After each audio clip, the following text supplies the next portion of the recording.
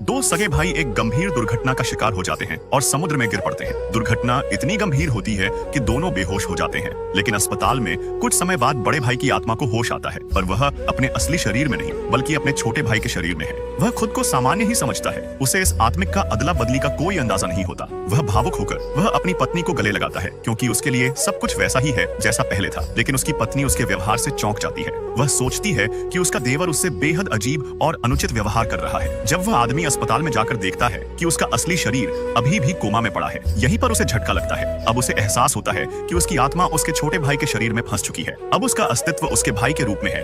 यह जानकर वह फिर से बेहोश हो जाता है। वह अब भी हर दिन अस्पताल जाकर अपने असली पति के कोमा में पड़े शरीर के पास बैठकर रोती है। उसके लिए वही उसका असली पति है। यह देख उसका पति, जो वास्तव में छोटा भाई है, वह टूट चुका है। वह उस जीवन को फिर से जीने की कोशिश करता है जो वह पहले जीता था। वह उन्हीं जगहों पर जाता है जहां वो और उसकी पत्नी साथ जाया करते थे। वह वही चीजें करता है जो उसकी पत्नी को पसंद थी। उसका पसंदीदा गाना गाता है, वही फूल को देखभाल करता है, वह पुरानी आदतें दोहराता है। पत्नी सब देखकर चौंक जाती है। उसे लगता है कि इसमें कुछ तो है। ये सब बातें कोई और नहीं जान सकता। उसका मन डगमगाने लगता है, लेकिन वह खुद को समझाती है कि आत्माएं शरीर बदल नहीं सकती। यह बस उसकी देवर की चाल है। आखिरकार पत्नी का सब्र टूटता है। वह गुस्से में उसे आईने के सामने खड़ा करती है और कहती है, खुद को देखो, तुम कौन हो? अपने भाभी के लिए ऐसे भावनाएं रखना गलत है। अब खुद उस आदमी का आत्मविश्वास भी डगमगाता है। वह सोचता है, क्या मैं सच में वही हूँ या सब भ्रम है? लेकिन फिर वह अपनी पत्नी की आंखों में देखकर उन सभी खास पलों की याद करता है। उनकी पहली मुलाकात, वो बातें जो उन्होंने किसी से नहीं कही थी, वो वादे जो सिर्फ उन्होंने आपस में किए थे, और उसे यकीन हो जाता है। पत्नी भी उसकी बातों से अंदर तक हिल जाती है। वह जानती है कि यह सब बातें